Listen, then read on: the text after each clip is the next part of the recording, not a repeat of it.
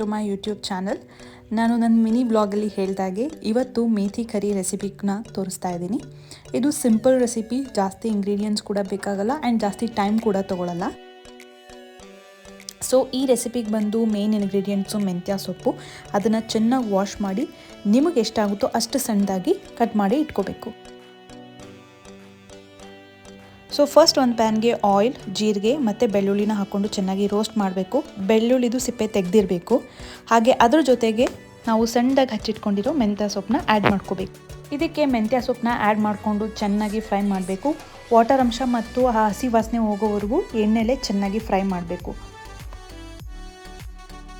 So ಒಂದು mixie ಜಾರ್ಗೆ ಕಡಲೆ ಬೀಜನ ಹುರಿದು ಸಿಪ್ಪೆ ತೆಗೆದು ಹಾಕೋಬೇಕು. ಹಾಗೆ ಅದ್ರ ಜೊತೆಗೆ ಸ್ವಲ್ಪ ಬಿಳಿ ಎಳ್ಳನ್ನ ಕೂಡ ಲೈಟಾಗಿ ರೋಸ್ಟ್ ಮಾಡ್ಕೊಂಡು ಹಾಕ್ಕೊಂಡು ಪೇಸ್ಟ್ ಮಾಡ್ಕೋಬೇಕು.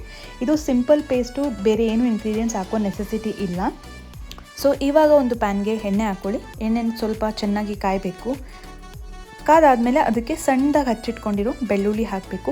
ಬೆಳ್ಳುಳ್ಳಿ ಚೆನ್ನಾಗಿ ರೋಸ್ಟ್ ಆಗಬೇಕು. ಫಸ್ಟು ಚೆನ್ನಾಗಿ ರೋಸ್ಟ್ ಆದಮೇಲೆ ಅದಕ್ಕೆ ನಿಮ್ಮಲ್ಲಿ ಯೂಸ್ ಮಾಡೋ ಖಾರದ ಮೆಣಸಿನ್ಕಾಯಿ ಅಥವಾ ಬ್ಯಾಡಗೆ ಮೆಣಸಿನ್ಕಾಯಿ ಎರಡೂ ಕೂಡ ಯೂಸ್ ಮಾಡ್ಬೋದು. ನಾನಿಲ್ಲಿ ಬರೀ ಖಾರದ ಮೆಣಸಿನ್ಕಾಯಿ ಯೂಸ್ ಮಾಡ್ತಾಯಿದ್ದೀನಿ. ಅದರ ಜೊತೆಗೆ ಸಣ್ಣದಾಗಿ ಹಚ್ಚಿಟ್ಕೊಂಡಿರೋಂಥ ಈರುಳ್ಳಿ ಹಾಕಬೇಕು. ಎರಡೂ ಚೆನ್ನಾಗಿ ಆಯಿಲಲ್ಲೇ ಫ್ರೈ ಮಾಡಬೇಕು.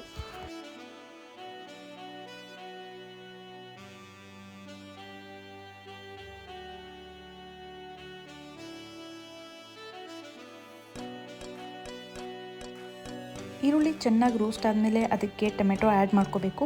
ಎರಡೂ ಚೆನ್ನಾಗಿ ಆಯಿಲಲ್ಲೇ ಫ್ರೈ ಮಾಡಬೇಕು.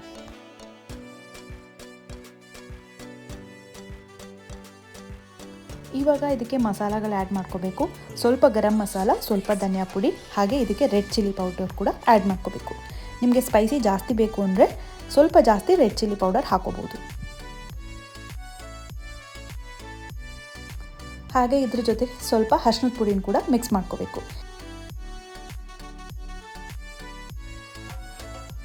ಎಲ್ಲ ಮಸಾಲನೂ ಆ್ಯಡ್ ಮಾಡಿದ್ಮೇಲೆ ಚೆನ್ನಾಗಿ ರೋಸ್ಟ್ ಮಾಡಬೇಕು.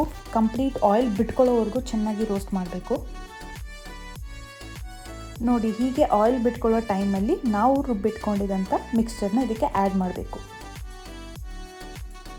ಇದಕ್ಕೆ 1 ಗ್ಲಾಸಷ್ಟು ನೀರು ಹಾಕ್ಕೊಂಡು ಚೆನ್ನಾಗಿ ಕುದಿಸ್ಬೇಕು.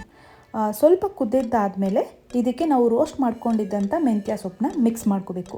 ಮೆಂತ್ಯ ಸೊಪ್ಪು ಹಾಕಿದ್ಮೇಲೆ ಚೆನ್ನಾಗಿ ಇದನ್ನು ಕಂಪ್ಲೀಟ್ ಮಸಾಲ ಜೊತೆ ಮಿಕ್ಸ್ ಮಾಡಿ ಹಾಗೆ ಕುದಿಯೋಕ್ಕೆ ಬಿಡಬೇಕು.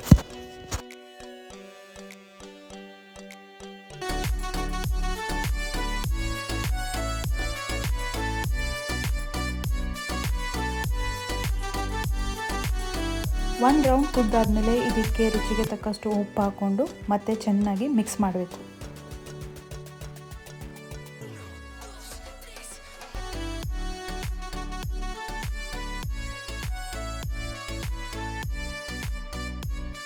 ಚೆನ್ನಾಗಿ ಕುದ್ದಾದ್ಮೇಲೆ ಇದರಲ್ಲಿ ಆಯಿಲ್ ಬಿಟ್ಕೊಳ್ಳೋಕ್ಕೆ ಶುರುವಾಗುತ್ತೆ.